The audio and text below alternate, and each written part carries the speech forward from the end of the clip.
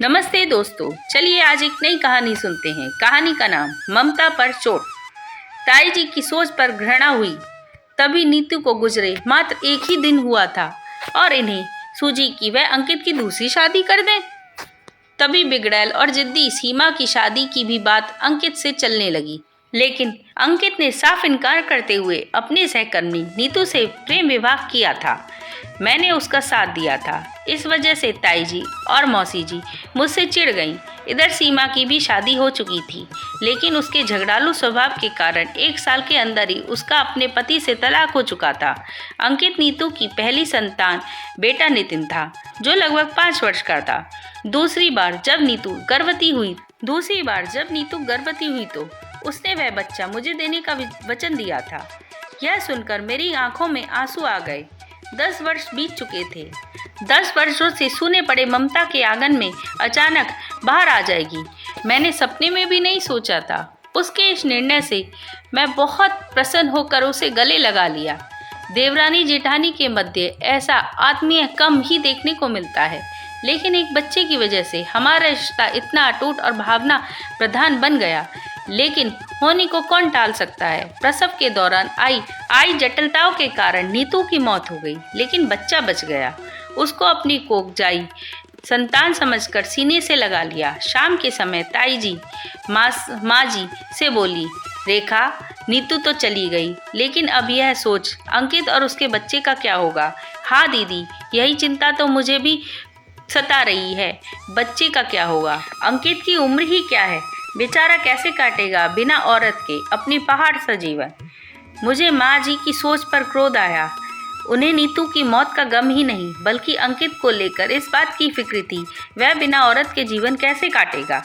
अब दीदी, तुम ही तो कोई लड़की बताओ जो मेरे बेटे से शादी करके उसके बच्चे को भी अपना ले। क्यों चिंता कर रही है। विचार अपनी मीना की बहन सीमा है ना, वह तो बेचारे अब भी शादी करने को तैयार हैं, बस अंकित मान जाए। लेकिन दीदी, सीमा का तो तलाक हो चुका है, माँ जी ने चिंतित स्वर में कहा। तो तेरा और बेटा आखिर क्या कमी है सीमा में। सुंदर है, जवान है, और फिर उसके घर वाले दहेज में मोटी रकम भी तो देंगे। आखिरी बात ताई जी बड़े धीमे स्वर में माँ के कान में कही। शायद आखिरी बात ही माँ जी की समझ में आ गई थी, क्योंकि अंकित की शादी में दहेज जो मिला था, इस वजह से माँ जी नीतू से हमेशा नाराज रहती थी। ठीक है दीदी, मौका देखकर मैं पल्लव से बात कर लूँगी।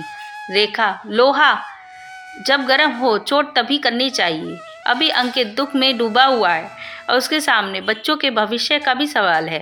वह बच्चों का मुंह देखकर पिघल जाएगा और शादी के लिए हाँ भी कर देगा।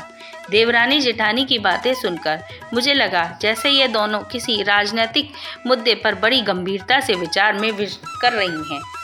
रात के खाने के बाद सभी के सामने माँ जी अंकित से बोली, बेटा, नीतू तो अब हमको छोड़कर चली गई, लेकिन मुझे तेरी और बच्चों की बहुत चिंता खाए जा रही है। मुझ बूढ़ी का क्या भरोसा, आज हूँ कल नहीं, इसलिए मैं चाहती हूँ तू सीमा से शादी कर ले। बच्चों को माँ मिल जाएगी और तेरा अकेलापन भी दूर हो जाएगा। माँ, मैं दूसरी शादी नहीं करूँगा। नितिन 5 साल का हो चुका है, स्कूल जाने लगा है, उसे संभाल लूँगा मैं। और बिटिया तो भाभी ही ले लेंगी। उसके होने से पहले ही नीतू ने भाभी को दे दिया था। रही मेरी बात, मैं नीतू की यादों के सहारे काट लूँगा अपना जीवन। अपनी चाल में नाकाम देखकर ताई जी और माँ जी दोनों भड़क गईं। माँ जी ने तो मेरी तरफ मुखातिब होते हुए कठोर प्रहार कर दिया। अरे, जिस औरत के खुद के बच्चे ही न हों, भला वह पराए बच्चों को कैसे संभालेगी।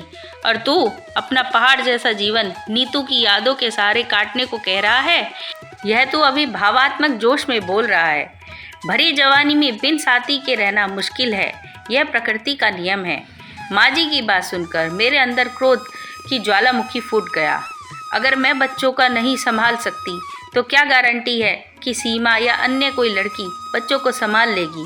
और हाँ माँ जी, आप कह रही हैं ना कि भली जवानी में कोई बिन साथी के नहीं रह सकता, लेकिन आपके सामने इसका जीता जागता प्रमाण हूँ मैं अपने साथी के उस साथ से दूर हूँ जिसकी आप बात कर रही हैं।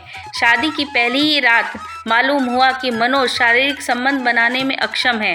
जानकर मुझे भी झटका लगा था, लेकिन उन्होंने पूरी ईमानदारी और विश्वास से बताया कि उन्हें भी इस बात का पता अभी चला है। अगर यह बात उन्हें मालूम होती तो वे शादी ही नहीं करते।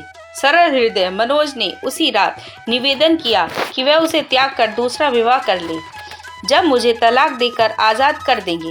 लेकिन उनकी ईमानदारी और विश्वास को देखकर और यह जानते हुए भी कि पेट की भूख से ज़्यादा तन की भूख भयंकर होती है, उन्हें मन से अपना लिया, यह सोचकर कि आजीवन कुंवारे, विधवा या विधुर भी जिंदगी गुजारते हैं। मनोज सब सुन रहे थे।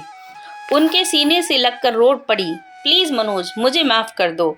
मैंने यह बात सब बताना नहीं चाहती थी, लेकिन जब चोट मेरी ममता पर गई तो मैं खुद को रख न सकी। अच्छा हुआ जो आज तुमने यह सब सबके सामने बता दिया, वरना मैं अंदर ही अंदर घुटता रहता। लेकिन मैं जानता हूँ तुम्हारे इस त्याग का कोई चर्चा नहीं होगी, क्योंकि तुम औरत हो। अगर यह त्याग किसी पुरुष ने किया होता तो चारों तरफ उसकी सहनशीलता के किस्से फैल जाते। मनोज ने सच ही कहा था। यह सब सुनकर लोग धीरे धीरे वहाँ से हट गए, जैसे कोई तमाशा खत्म हो गया हो। ताई जी बड़बड़ाते हुए दूसरे कमरे में चली गईं।